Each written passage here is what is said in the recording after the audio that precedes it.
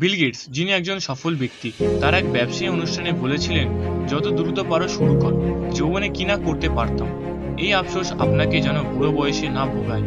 যেই আইডিয়া আপনি মাথায় নিয়ে বসে আছেন, হয়তো কয়েক বছর পর অন্য কেউ সেই আইডিয়া নিয়ে সফল হবে। সেই জন্য আপনাকে ছাত্র জীবনে শুরুটা করতে হবে। হাল ছেড়ে দেওয়ার আশঙ্কা কম থাকবে, প্রতিদিন নিজের সেরাটা দিতে হবে।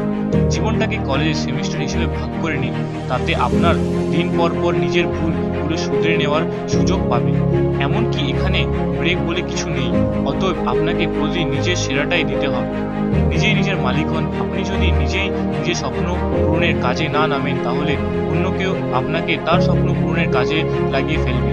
তার চেয়ে বরং নিজের স্বপ্ন পূরণের কাজে লাগুন। না বলা শিখুন। আপনি যতই প্রতিভা সম্পূর্ণ মানুষ হন না কেন, দিনে 24 ঘন্টার থেকে বেশি পাচ্ছেন না। এই 24 ঘন্টাকে কে এইভাবে কাজে লাগায়, সেটাই সফল ও অসফল মানুষের মধ্যে পার্থক্য করে দেয়। নিজের কাজকে ভালোবাসুন। একমাত্র সফল মানুষেরাই ভালোবাসা দিয়ে কঠিন কাজকে সহজ করতে পারে। জীবন হলো সেরা।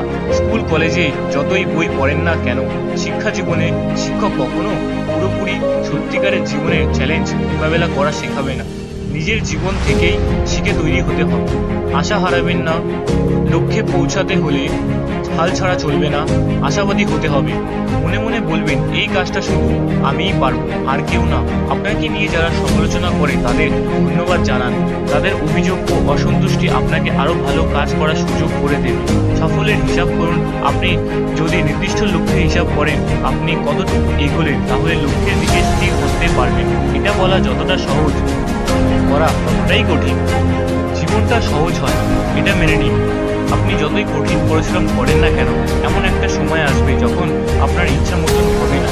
আপনি থুবড়ে পড়বেন, কিন্তু আপনাকে আবার উঠে দাঁড়াতে হবে। তো প্রিয় বন্ধুরা, আপনার কেমন লাগলো ভিডিওটা? যদি ভালো লাগে তো লাইক আর সাবস্ক্রাইব